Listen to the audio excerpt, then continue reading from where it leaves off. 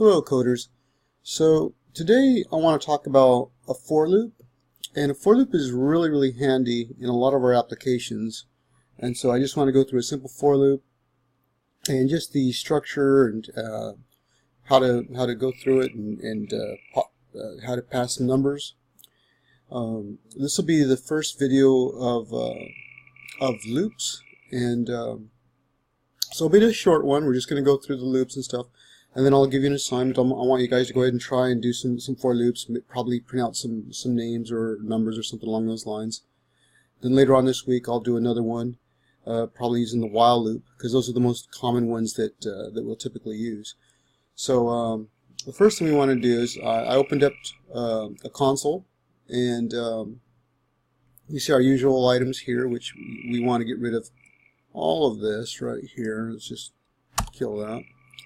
And the top part here, we want to get rid of that. And usually here's where we're going to want to put our slash and our comments. So let's go ahead and put our name. You're going to want to here put your what this is. So let's just call it a for loop.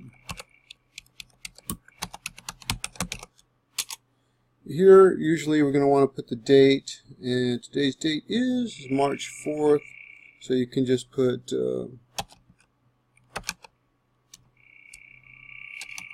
19. Okay.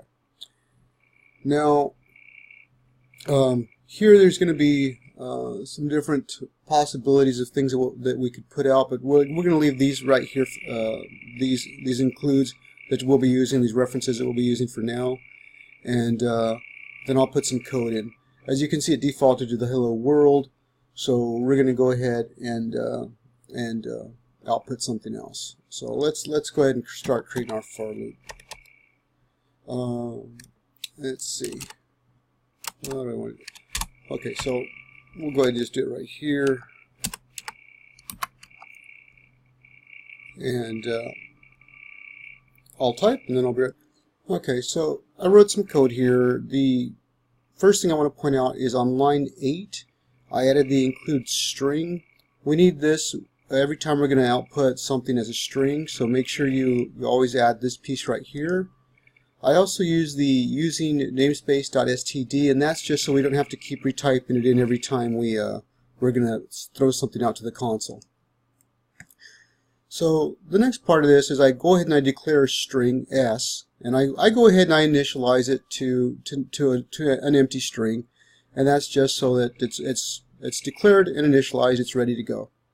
Now the structure of the for loop is we have to have the word for, then we have to have int, we're going to declare it as an integer, and we're going to use the variable I, and we're going to assign it. Remember, try to think of the equal sign as an assign.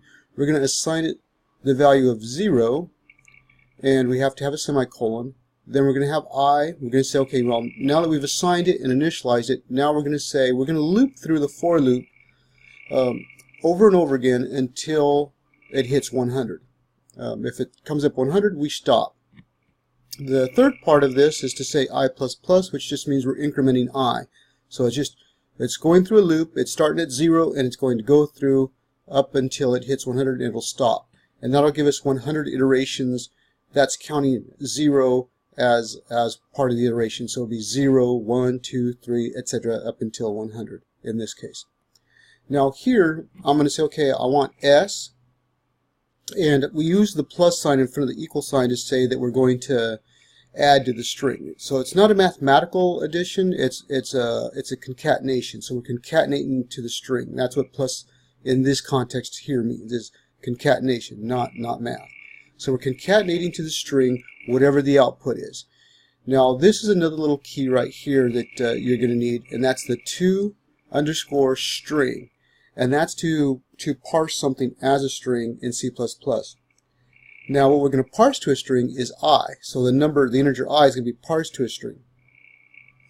Next, we have another plus symbol here. Again, this is not math, this is a concatenation. And we're going to concatenate a comma. And that's so that we can have the number parsed to a string and then concatenated to a comma, and that's just for our output purposes.